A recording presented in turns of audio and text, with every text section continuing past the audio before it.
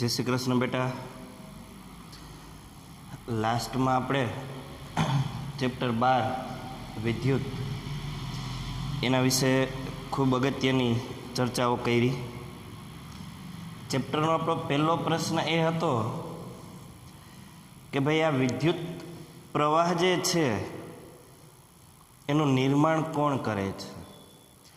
તો આપણે જોયું મુક્ત ગતિશીલ ઇલેક્ટ્રોન વિદ્યુત પ્રવાહનું નિર્માણ કરે છે।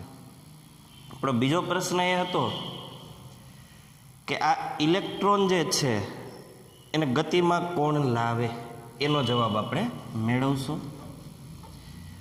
એ પહેલાં થોડું રિવિઝન કરી લઈએ। મુક્ત ઇલેક્ટ્રોન કેને કહેવાય? તો કે ઋણ વીજભારિત એવા ઇલેક્ટ્રોન કે જે વિદ્યુત પ્રવાહનું નિર્માણ કરે છે એ પરમાણુઓની કક્ષામાં ગોળ ગોળ ફરતા હોય છે। એટલે આખા જે પરમાણુઓ છે એ ઇલેક્ટ્રોનની સાથે ગતિ કરે એ શક્ય નથી। તો શું થાય? તો કે ખાસ કરીને ધાતુ પદાર્થો, મેટાલિક કમ્પાઉન્ડ, મેટલ, એ ધાતુ પદાર્થોનું જ્યારે નિર્માણ થાય ત્યારે એના પરમાણુઓની સૌથી બહારની કક્ષામાં જે ઇલેક્ટ્રોન છે, સૌથી બહારની કક્ષામાં ઇલેક્ટ્રોન કે જે કક્ષાનું કેન્દ્રથી અંતર, ન્યુક્લિયસથી અંતર સૌથી વધારે છે। એટલે શું થાય કે ન્યુક્લિયસની અંદર, કેન્દ્રની અંદર જે પ્રોટોન છે એ સૌથી બહારની કક્ષાના ઇલેક્ટ્રોન ઉપર સૌથી ઓછું આકર્ષણ બળ લગાડે, કારણ કે અંતર વધી ગયું છે। કોઈ આવો પરમાણુ હોય બેટા, વચ્ચે કેન્દ્ર છે, કેન્દ્રની અંદર તમને ખબર ધન વીજભારિત પ્રોટોન હોય અને કક્ષાઓમાં શું હોય? ઇલેક્ટ્રોન હોય। માનો કે પરમાણુની વિવિધ કક્ષાઓ છે।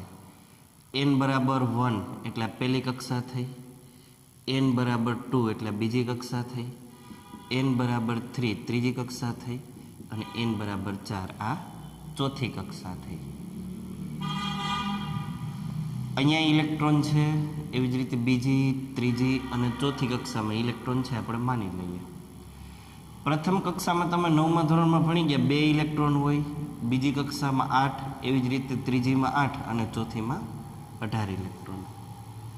પણ અહીંયા મહત્વનું એ નથી, મહત્વનું એ છે કે આ પ્રોટોન વડે જે આકર્ષણ બળ લાગે છે, પ્રોટોન ધન વીજભારિત કણ છે એટલે ઋણ વીજભારિત એવા કણ ઇલેક્ટ્રોન ઉપર આકર્ષણ લગાડે। સાદી ભાષામાં આપણે કહી શકીએ કે વિજાતીય વીજભારો વચ્ચે આકર્ષણ હોય। પ્રોટોન આની ઉપર આકર્ષણ લગાડે, આ ઇલેક્ટ્રોન ઉપર લગાડે, ત્રીજી કક્ષાના ઇલેક્ટ્રોન અને ચોથી કક્ષાના ઇલેક્ટ્રોન। હવે તમે જો અલગ અલગ કક્ષાના ઇલેક્ટ્રોન ઉપર કેન્દ્રના પ્રોટોન આકર્ષણ બળ તો લગાડે છે, પરંતુ કેન્દ્ર અને બહારની જે કક્ષા રહી ને, આ સૌથી બહારની કક્ષા, એમની વચ્ચેનું અંતર સૌથી વધુ છે। અંતર વધી ગયું એટલે આકર્ષણ બળ ઓછું હોય, એટલે બહારની કક્ષાના ઇલેક્ટ્રોન ધાતુ પદાર્થોના નિર્માણ વખતે આકર્ષણ બળ ઓછું હોવાથી કક્ષા છોડી અને બહાર જતા રહીએ, પિતૃ પરમાણુમાંથી બહાર જતા રહીએ। તો આવા જે ઇલેક્ટ્રોન છે બેટા, એને કહેવામાં આવે છે મુક્ત ઇલેક્ટ્રોન। એને શું કહેવાય? મુક્ત ઇલેક્ટ્રોન। જે ઇલેક્ટ્રોન હવે પિતૃ પરમાણુમાં નથી પણ બહાર છે। આ મુક્ત ઇલેક્ટ્રોનનું શું થાય? તો કે ભાઈ જે ધાતુ પદાર્થની આપણે વાત કરતા હોઈએ, માની લઈએ આ એ ધાતુ પદાર્થનો એક ટુકડો છે, તો એની અંદર પરમાણુઓ તો ચોક્કસ જગ્યાએ ગોઠવાયેલા હોય, પરંતુ આ જે ઇલેક્ટ્રોન પિતૃ પરમાણુમાંથી મુક્ત થઈ ગયા એ ઇલેક્ટ્રોન અસ્તવ્યસ્ત ગતિ કરતા હોય, એટલે કે એની કોઈ ચોક્કસ દિશા હોય નહીં, એ કોઈ પણ દિશામાં ગતિ કરતા હોય। તમે જોઈ શકો છો આ ઇલેક્ટ્રોન જે છે હું દોરું છું, એની દિશાનું કંઈ નક્કી જ નથી, એ કોઈ પણ દિશામાં ગતિ કરે છે ભાઈ।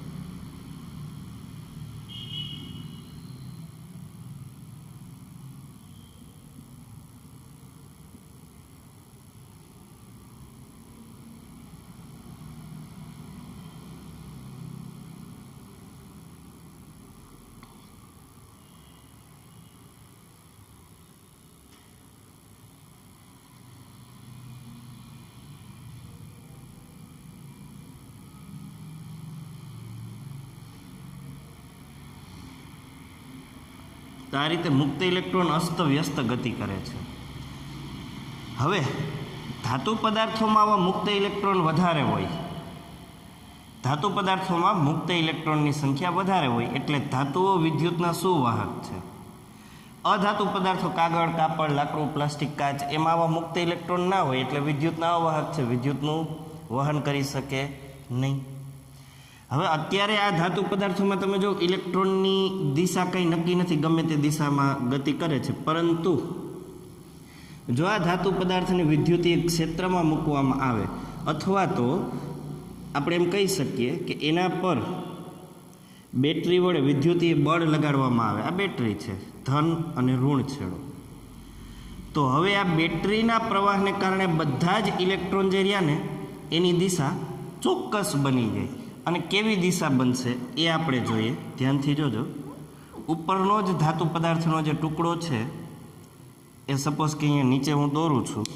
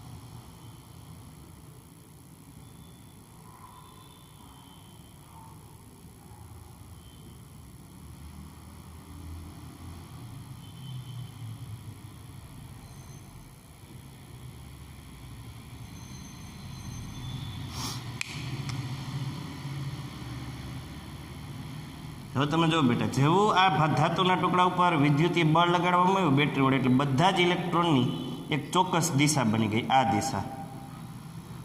હવે આ મુક્ત ઇલેક્ટ્રોન ચોક્કસ દિશામાં ગતિ કરવા લઈ ગયા અને આપણે ગઈકાલે જોયું હતું મુક્ત ઇલેક્ટ્રોનની ચોક્કસ દિશામાં થતી ગતિ વિદ્યુત પ્રવાહનું નિર્માણ કરે છે.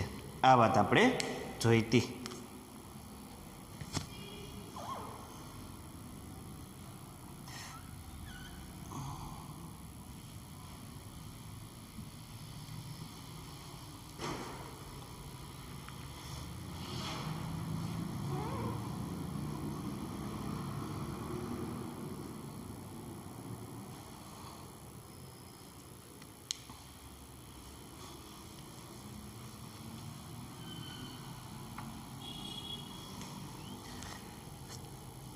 બીજું આપણે એ પણ જોયું તો વીજભારો બે પ્રકારના છે, ધન અને ઋણ. ધન વીજભાર તરીકે પ્રોટોન હોય, ઋણ વીજભાર તરીકે ઇલેક્ટ્રોન હોય. અને બેટા ખાસ ભૂલતા નહીં, પ્રોટોન નામના જે કણો છે ધન વીજભારિત, જેને P+ વડે ટૂંકમાં આપણે દર્શાવીએ, એની શક્તિ છે 1.6 × 10⁻⁻19 કુલમ. કુલમ વડે માપવામાં આવે વીજભારોની શક્તિ, કુલમ એકમ વડે.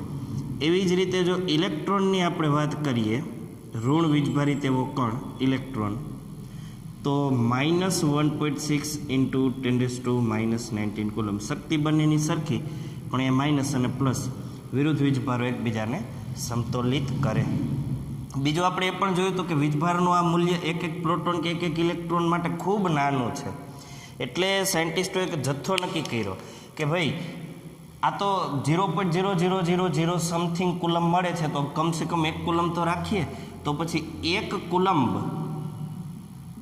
ટૂંકમાં તમે C વડે લખી શકો, બરાબર કેટલા ઇલેક્ટ્રોન અથવા પ્રોટોન? તો કે 6.25 × 10⁻18 જેટલા ઇલેક્ટ્રોન અથવા તો એટલા જ પ્રોટોન જ્યારે ભેગા થાય ત્યારે એક કુલંબ વિદ્યુત ભારનું નિર્માણ કરે. અને આ એક કુલંબ વિદ્યુત ભાર જે રહ્યો એને ટૂંકમાં 1Q વડે દર્શાવવામાં આવે. એટલે 1Q બરાબર શું થાય? તો કે 6.25 × 10⁻18 જેટલા ઇલેક્ટ્રોન. અને આને ગુજરાતીમાં કેવું હોય ને તો આપણે કહી શકીએ વીજભારનો જથ્થો, એક એક કે બે બે કે ત્રણ ત્રણ વીજભાર નહીં, પણ વીજભારનો જથ્થો. 1 કુલમ બરાબર કેટલા એ આપણે જોયું. હવે આપણે વાત કરીએ વિદ્યુત પ્રવાહની. વિદ્યુત પ્રવાહ એ પહેલાં હજી થોડું યાદ કરાવી દઉં ગયા લેક્ચરનું. પરિપથ વિશે આપણે વાત કરી હતી. પરિપથ એટલે શું? તો કે વિદ્યુત પ્રવાહને વહેવા માટેનો બંધ અને સતત માર્ગ એને પરિપથ કહેવાય. જેમ કે તમે અહીંયા જો બેટરી છે, અહીંયા આપણે હજી મૂકી દઈએ સ્વિચ. આ સ્વિચ અત્યારે ખુલ્લી છે, વિદ્યુત પ્રવાહ ના વહે. બંધ બતાવ્યું તો વચ્ચે ટપકું કરી દેવાનું, બંધ થઈ ગયા, વિદ્યુત પ્રવાહનું વહન થાય. આપણે જોયું હતું કે સૌ પ્રથમ પ્રોટોનની શોધ થઈ, ત્યાર પછી વિદ્યુત પ્રવાહની શોધ થઈ. એટલે વૈજ્ઞાનિકો એવું જ માનતા હતા કે પ્રોટોનની ગતિને કારણે વિદ્યુત પ્રવાહ ઉદ્ભવે. વાત ખોટી હતી, પણ માની લીધું હતું એવું. ધન વીજભારિત મોટા છેડામાંથી પ્રોટોન નીકળે અને ઋણ વીજભારિત છેડામાં જાય. હવે પ્રોટોનની શોધ થઈ, વિદ્યુત પ્રવાહની શોધ થઈ, આ દિશા માની લીધી, પછી ઇલેક્ટ્રોનની શોધ થઈ. પછી ખબર પડી કે વાસ્તવમાં વિદ્યુત પ્રવાહનું નિર્માણ ઇલેક્ટ્રોન કરે છે, પ્રોટોન કરતા નથી. ઇલેક્ટ્રોનની દિશા તો આના કરતાં વિરુદ્ધ હોય, પણ હવે અત્યારે દિશા આ જ લેવામાં આવે છે, જેને રૈવાજિક વિદ્યુત પ્રવાહની દિશા ગણવામાં આવે છે. અને પ્રોટોનને કારણે જે વિદ્યુત પ્રવાહનું નિર્માણ થાય એને રૈવાજિક વિદ્યુત પ્રવાહ કહે છે. એટલે પરિપથ વિશે આપણે વાત કરી કે ભાઈ વિદ્યુત પ્રવાહને વહેવા માટેનો બંધ એટલે આ બંધ માર્ગ છે. ક્યાંય વચ્ચે તૂટે, બ્રેક થઈ જાય તો વિદ્યુત પ્રવાહ વહેની બંધ અને સતત માર્ગ એટલે પરિપથ. સ્વિચ શું કાર્ય કરે? સ્વિચ એટલે કળ, જેને ટૂંકમાં કે વડે તમે દર્શાવી શકો. તો કે બેટરી અને પરિપથના કોઈ ઘટકો વચ્ચે વાહક કડી પૂરી પાડે છે. હવે આપણે જોઈએ વિદ્યુત પ્રવાહ એટલે શું. વિદ્યુત પ્રવાહને આપણે ટૂંકમાં આઈ વડે દર્શાવશું બેટા. વિદ્યુત પ્રવાહને આઈ વડે દર્શાવશું. સમજો વિદ્યુત પ્રવાહ શું છે. હું એક સુવાહક તારને અહીંયા દોરું છું બહુ મોટી સાઇઝમાં, એટલે તમારે માની લેવાનું કે આ માઇક્રોસ્કોપિક ફોટો છે એનો. માઇક્રોસ્કોપમાં સુવાહક તારને રાખી અને લીધેલો ફોટો છે. આ એક વાહક છે.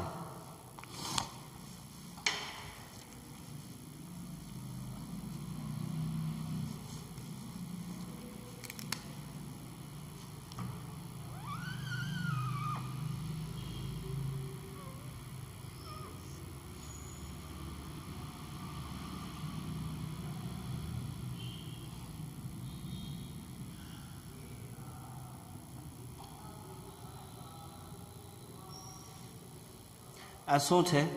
એક સુવાહક ધાતુનો તાર. સુવાહક ધાતુનો તાર. સુવાહક ધાતુનો તાર છે. એનો કોઈ પણ એક આડછેદ વિચારીએ. આડછેદ એટલે સમજો, આ માર્કર અત્યારે ઊભી છે, હવે કેવી થઈ ગઈ? આડી. આડી માર્કરનો અહીંથી એક છેદ લેવાનો, એક સ્લાઇસ, એક પતરી કાપવાની. આડી માર્કરમાંથી એક સ્લાઇસ, છેદ અથવા પતરી કાપવાની, એને કહેવાય આડછેદ. કોઈ પણ જગ્યાએ તમે વિચારી શકો, અહીંયા અહીંયા અહીંયા અહીંયા અહીંયા છેલ્લે અથવા પેલા કોઈ પણ જગ્યાએ આડછેદ. એટલે આપણે આની અંદર એવો એક આડછેદ લઈએ. માની લો કે આડછેદ અહીંયા છે, એક પતલી એવી કાપેલી સ્લાઇસ, આડછેદ.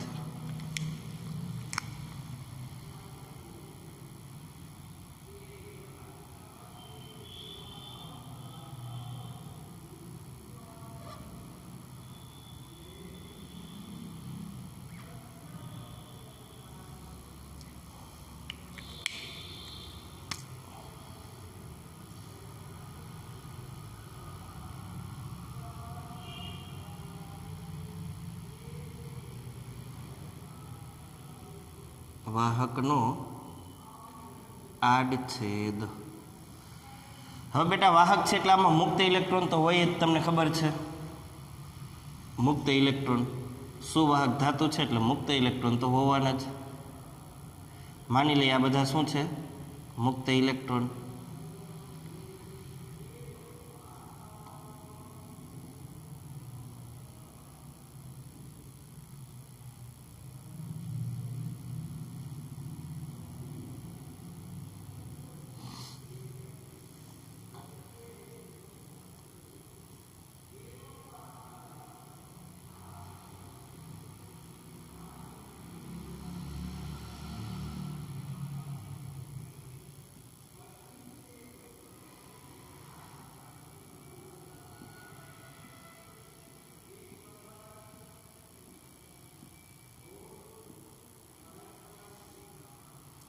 હવે આપણે આ જે સુવાહક ધાતુનો ટુકડો છે એને બેટરી સાથે જોડીએ.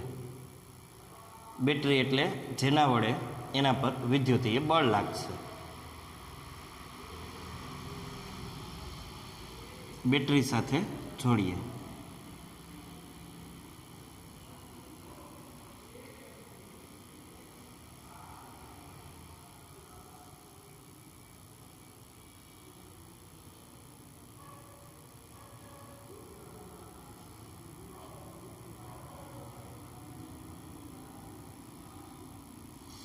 હવે શું થાય તો કે આ મુક્ત ઇલેક્ટ્રોન પર વિદ્યુતીય બળ લાગે અને એ ગતિ કરે. હવે ધ્યાનથી સાંભળજો બેટા અને સમજજો. અહીંયા વિદ્યુત પ્રવાહનું નિર્માણ કઈ રીતે થાય એ આપણે સમજવાના છીએ. અને બીજું ખાસ અગત્યનું કે તમને ખબર પડશે કે કઈ રીતે મુક્ત ઇલેક્ટ્રોન ગતિ કરશે અને વિદ્યુત પ્રવાહનું નિર્માણ કરશે. તો ખરેખર થાય છે એવું કે આ ઋણ છેડામાંથી ઇલેક્ટ્રોન નીકળે છે. સાંભળજો અને સમજજો. ઋણ છેડામાંથી આ બધા ઇલેક્ટ્રોન નીકળે છે. આ રીતે આ સુવાહક તારમાં ગતિ કરી અને એ આપણે જે પીસ લીધો છે એની અંદર દાખલ થાય અહીંથી ઇલેક્ટ્રોન. હવે એ શું થાય તો કે કોઈ પણ સુવાહક ધાતુમાં તેના કોઈ એક છેડેથી જેટલા ઇલેક્ટ્રોન અંદર દાખલ થાય બરાબર તે જ સમયે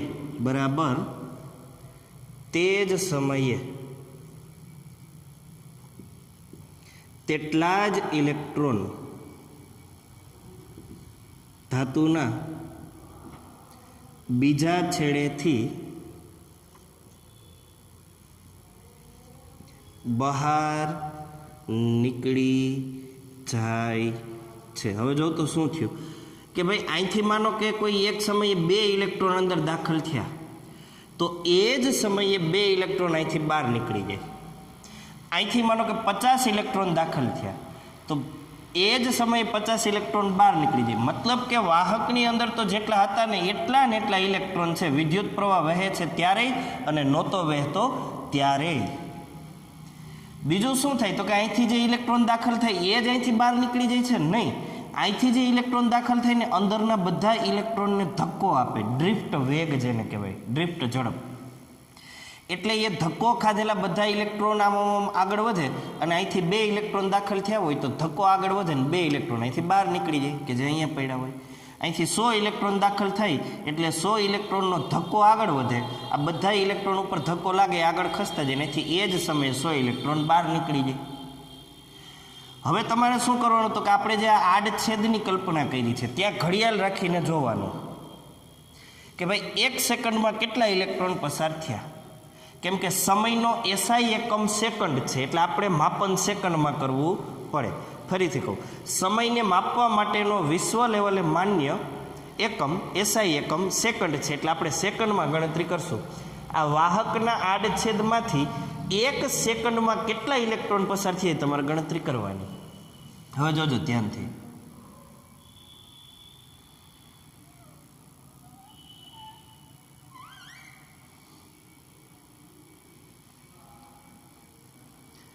વાહકના કોઈ પણ આડછેદમાંથી, આડછેદ તમે કોઈ પણ જગ્યાએ લઈ શકો, કોઈ પણ આડછેદમાંથી એકમ સમયમાં હવે જો સમયનો એસઆઈ એકમ સેકન્ડ છે અને એકમ એટલે 1 સેકન્ડ થઈ ગયું. એકમ સમયમાં પસાર થતા, હવે જો આપણને ખબર છે બેટા ઇલેક્ટ્રોન ખૂબ સૂક્ષ્મ કણ છે ને ક્યારેય 1 1 2 2 100 200 કે 1000 2000 ના જતા હોય. એનો જથ્થો તો ખૂબ મોટો હોય અને એટલે જ વૈજ્ઞાનિકોએ સરળતા માટે આ એકમ પસંદ કર્યો કે 1 ક્યુ 1 કુલમ્બ એટલે આટલા ઇલેક્ટ્રોન. આ શું છે તો કે વીજભારનો જથ્થો. વીજભારનો જથ્થો જ પસાર થાય, ક્યારેય એકાદ બે ઇલેક્ટ્રોન પસાર ન થાય એટલે આપણે શબ્દ વાપરશું પસાર થતા વીજભારના જથ્થાને. વીજભારના જથ્થાને. વીજભારનો જથ્થો એ અહીંયા કોણ છે તો કે ઇલેક્ટ્રોનનો જથ્થો. વીજભાર એટલે ઇલેક્ટ્રોન. જથ્થાને વિદ્યુત પ્રવાહ કહે છે. વિદ્યુત પ્રવાહ I કહે છે. ચાલો તો આપણને ખબર પડી ગઈ વિદ્યુત પ્રવાહ શું છે. કોઈ પણ વાહકના આડછેદમાંથી તમે કોઈ પણ જગ્યાએ આડછેદ લઈ શકો, અહીંયા કોઈ પણ જગ્યાએ એકમ સમયમાં એટલે 1 સેકન્ડમાં તમારે ગણતરી કરવાની, જેટલા ઇલેક્ટ્રોન પસાર થઈ જાય એને જ કહેવાય વિદ્યુત પ્રવાહ. હવે એનું સૂત્ર આવું છે, એકમ સમયમાં, સમય એટલે ટાઈમ T, પસાર થતો વીજભારનો જથ્થો, વીજભારના જથ્થાને Q વડે દર્શાવાય એટલે Q. ફરીથી એકમ સમય, સમય એટલે ટાઈમ T, પસાર થતો વીજભારનો જથ્થો એટલે Q, એને જ કહેવાય વિદ્યુત પ્રવાહ I. હવે આપણને ખબર છે આ વીજભારનો એકમ શું છે તો કે કુલમ. એટલે આ વીજભારનો એસઆઈ એકમ આપણે લખીએ કુલમ, છેદમાં સમયનો એસઆઈ એકમ આપણે હમણાં ચર્ચા કરી હતી સેકન્ડ. તો વિદ્યુત પ્રવાહનો એસઆઈ એકમ કુલમ પ્રતિ સેકન્ડ થયો. અથવા તો આંદ્રે મેરી એમ્પિયર, આંદ્રે મેરી એમ્પિયર નામના વૈજ્ઞાનિકે આ વિદ્યુત પ્રવાહની બધી વાતો કરી, એટલે આ વૈજ્ઞાનિકના માનમાં વિદ્યુત પ્રવાહનો એક બીજો એસઆઈ એકમ જેને એમ્પિયર કહેવામાં આવે છે, એમ્પિયરના માનમાં. તો વિદ્યુત પ્રવાહ I એનું સૂત્ર ક્યુના છેદમાં T અને એના બે એસઆઈ એકમ કુલમ પ્રતિ સેકન્ડ અથવા તો એમ્પિયર. વિદ્યુત પ્રવાહના એસઆઈ એકમો કુલમ પ્રતિ સેકન્ડ અથવા તો એમ્પિયર. આ કુલમ પ્રતિ સેકન્ડ જે છે, સેકન્ડની ઉપર કાંઈ ઘાત નથી, એક ઘાત હોય. હવે જો એને ઉપર ગુણાકારમાં લઈ જાય, આવું કરીએ કુલમ ગુણ્યા સેકન્ડ, તો એક ઘાત છે એ માઇનસ થઈ જાય. એટલે ટૂંકમાં આપણે લખી શકીએ કુલમ ઇન્ટુ સેકન્ડ ઇન્વર્સ એમ બોલાય, કુલમ ઇન્ટુ સેકન્ડ ઇન્વર્સ. અથવા તો વિદ્યુત પ્રવાહનો એસઆઈ એકમ આપણે જોયો શું છે એમ્પિયર, એટલે ટૂંકમાં એને એ વડે દર્શાવાય. તો આ તે વિદ્યુત પ્રવાહની વાત. આપણે જોયું વિદ્યુત પ્રવાહનો એસઆઈ એકમ એમ્પિયર છે. ઘણી વખત જરૂરિયાત મુજબ નાના મોટા એકમોનો ઉપયોગ થાય, જેમ કે એમ્પિયર કરતાં એક નાનો એકમ છે મિલી એમ્પિયર. 1 એમ્પિયર 1 મિલી એમ્પિયર, 2 મિલી એમ્પિયર, 100, 200 એવી રીતે જ્યારે 1000 મિલી એમ્પિયર તમે ભેગા કરો ત્યારે બને છે 1 એમ્પિયર. એટલે મિલી એમ્પિયર કરતાં એમ્પિયર મોટો એકમ થયો. 1000 મિલી એમ્પિયર ભેગા થાય ત્યારે 1 એમ્પિયર. અથવા તો આને એમ પણ કહી શકો 1000 એટલે 10 ગુણ્યા 10 ગુણ્યા 10 એટલે 10ની 3 ઘાત થયો. 10ની 3 ઘાત મિલી એમ્પિયર બરાબર 1 એમ્પિયર. હજી મિલી એમ્પિયર કરતાંય નાનો એકમ છે બેટા, જોજો ધ્યાનથી, માઇક્રો એમ્પિયર. એને છે ને આ રીતે દર્શાવવામાં આવે, માઇક્રોને આ રીતે, માઇક્રો એમ્પિયર. હવે આવા 1, 2 કે 3 નહીં, પણ 1000 માઇક્રો એમ્પિયર તમે ભેગા કરો ત્યારે 1 મિલી એમ્પિયર બને. એટલે આના માટે પણ ઉપરની જેમ કહી શકાય 1000 એટલે 10ની 3 ઘાત માઇક્રો એમ્પિયર બરાબર 1 મિલી એમ્પિયર. એટલે 1000 માઇક્રો એમ્પિયર બરાબર 1 મિલી એમ્પિયર, અને આવા 1000 મિલી એમ્પિયર ત્યારે 1 એમ્પિયર. ટોટલ 10ની 3 અને 10ની 3 ઘાત 2 વખત આવ્યું, એટલે માઇક્રો એમ્પિયરમાં 10ની 3 ઘાત, મિલી એમ્પિયરમાં 10ની 3 ઘાત, આ બંનેને ભેગા કરો ત્યારે એમ્પિયર બને છે. એટલે આપણે લખી શકીએ કે 10ની 3 પ્લસ 10ની 3 એટલે 10ની 6 ઘાત માઇક્રો એમ્પિયર બરાબર 1 એમ્પિયર થાય. તો આ બધી વાતોમાં તમને ખબર પડી, વિદ્યુત પ્રવાહ વિશેની આપણે વાતો કરી. હવે આપણી ટેક્સ્ટબુકમાંથી અત્યાર સુધીના લેક્ચરોમાં જે કંઈ જોયું છે બધું ક્લિયર કરી લઈએ. ફટાફટ ટેક્સ્ટબુક ઓપન કરો બેટા. પેજ નંબર 199, ચેપ્ટર નંબર 12, વિદ્યુત, ઇલેક્ટ્રિસિટી.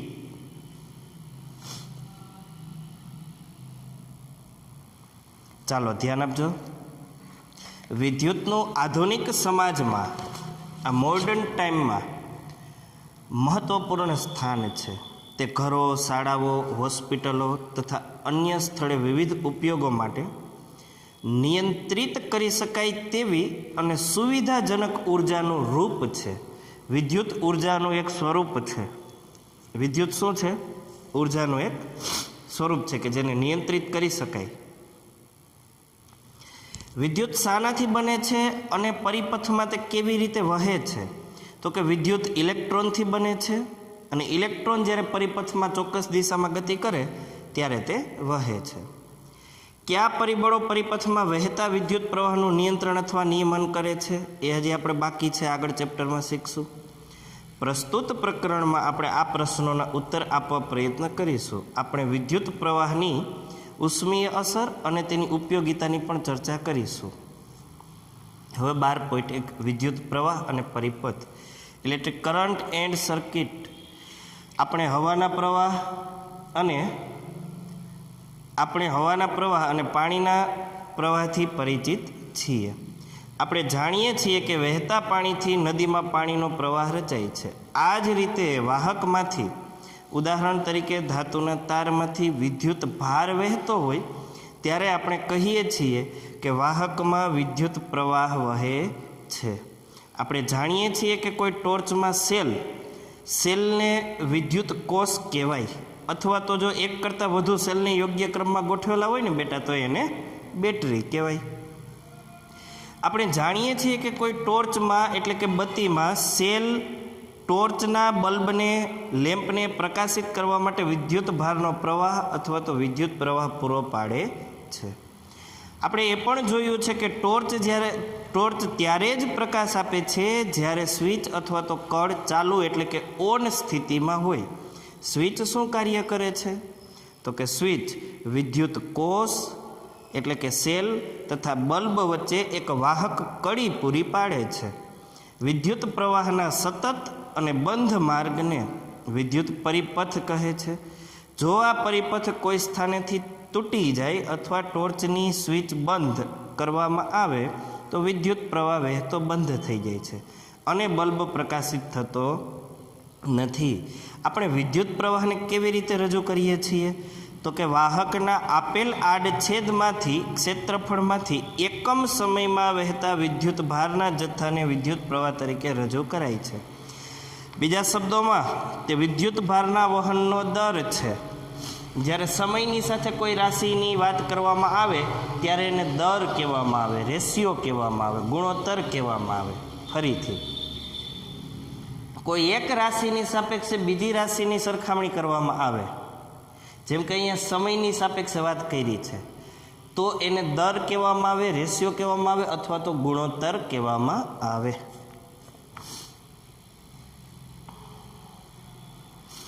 ધાતુના તારથી બનેલા વિદ્યુત પરિપથમાં વિદ્યુત ભારના પ્રવાહની રચના ઇલેક્ટ્રોન કરે છે, પરંતુ જ્યારે સૌ પ્રથમ વિદ્યુતની ઘટના જોવા મળી ત્યારે ઇલેક્ટ્રોન વિશે કોઈ જાણકારી નહોતી. તેથી વિદ્યુત પ્રવાહ ધન વિદ્યુત ભારો એટલે કે પ્રોટોનની ગતિને કારણે રચાય છે તેમ માનવામાં આવ્યું અને ધન વિદ્યુત ભારોની ગતિની દિશાને વિદ્યુત પ્રવાહની દિશા તરીકે લેવામાં આવી. રેવાજીક રીતે વિદ્યુત પરિપથમાં વિદ્યુત પ્રવાહની દિશા ઇલેક્ટ્રોન કે જે ઋણ ભારિત છે તેની ગતિની વિરુદ્ધ દિશામાં લેવામાં આવે. એટલે રેવાજીક વિદ્યુત પ્રવાહ છે એ ઇલેક્ટ્રોન કરતાં વિરુદ્ધ દિશામાં હોય, કારણ કે પ્રોટોનને લીધે છે રેવાજીક વિદ્યુત પ્રવાહ. હવે આગળ સૂત્ર બનાવે છે એ લોકો. જો ટી સમયમાં વાહકના કોઈ આડછેદમાંથી પસાર થતો વિદ્યુત ભારનો જથ્થો ક્યુ હોય, ટીની જગ્યાએ 1 સેકન્ડ અને ક્યુની જગ્યાએ તમે વીજભારનો જથ્થો જે પસાર થાય એ રાખી શકો, તો આડછેદમાંથી પસાર થતો વિદ્યુત પ્રવાહ I બરાબર ક્યુના છેદમાં ટી થશે. હવે ક્યુ એટલે કે વિદ્યુત ભારનો એસઆઈ એકમ કુલંબ છે, જે લગભગ 6×1018 ઇલેક્ટ્રોનના વિદ્યુત ભારને સમતુલ્ય છે. આપણે 6.25 લીધા, એ લોકોએ રાઉન્ડ ફિગર લીધો છે 6.25 નથી લીધા. ફ્રેન્ચ વૈજ્ઞાનિક એન્દ્રે મેરી એમ્પિયર ના નામ પરથી વિદ્યુત પ્રવાહનો એસઆઈ એકમ, અહીંયા આંદ્રે નહીં પણ આપણે કરવું પડશે એન્દ્રે મેરી એમ્પિયરના નામ પરથી વિદ્યુત પ્રવાહનો એકમ એમ્પિયર રાખવામાં આવ્યો છે. 1 એમ્પિયર વિદ્યુત પ્રવાહની રચના 1 સેકન્ડમાં 1 કુલમ વિદ્યુત ભારના વહનથી થાય. એટલે એ લોકોએ શું કર્યું, જો અહીંયા 1 સેકન્ડ અહીંયા 1 કુલમ હોય તો 1/1 જવાબ 1 એટલે 1 એમ્પિયર વિદ્યુત પ્રવાહ મળે. એટલે કે 1 એમ્પિયર બરાબર 1 કુલમ પ્રતિ 1 સેકન્ડ. નાના વિદ્યુત પ્રવાહને મિલી એમ્પિયર, 1 મિલી એમ્પિયર બરાબર 10⁻³ એમ્પિયર. એ લોકોએ ઊંધું કર્યું છે.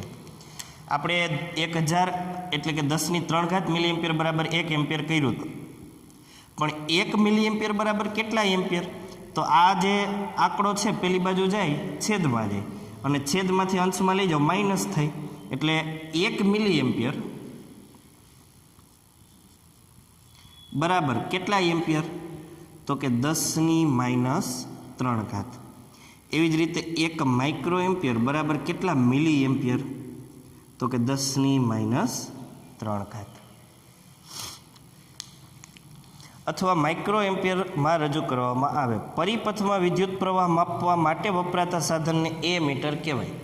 માનો કે તમારે કેટલો વિદ્યુત પ્રવાહ વહે છે માપવું હોય તો એના માટે એક સાધન આવે છે બેટા. ફરીથી કહું, કોઈ પણ પરિપથમાં કેટલો વિદ્યુત પ્રવાહ વહે છે એ માપવું હોય તો એના માટે એક સાધન આવે છે, જેને કહેવામાં આવે છે એમીટર.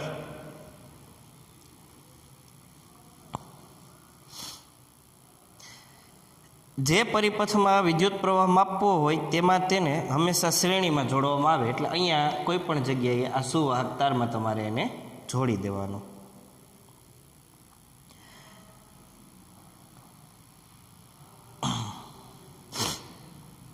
તો આજે આપણે અહીં સુધી રાખીએ છીએ. આ બધું જે કંઈ ચાલ્યું છે તમે કમ્પ્લીટ કરી લેજો. લખવાનું કોઈને હોમવર્ક બાકી હોય તો 2 વખત ખાસ લખી લેજો. બહુ રસપ્રદ અને સમજાય જેવું ચેપ્ટર છે આધુનિક સમયમાં. સારું, તો આજે અહીં સુધી રાખીએ. આવતા લેક્ચરમાં ફરીથી નવા ટોપિક સાથે મળીશું. દરેક વિદ્યાર્થી મિત્રોને બાય, જય શ્રી કૃષ્ણ, જય હિન્દ.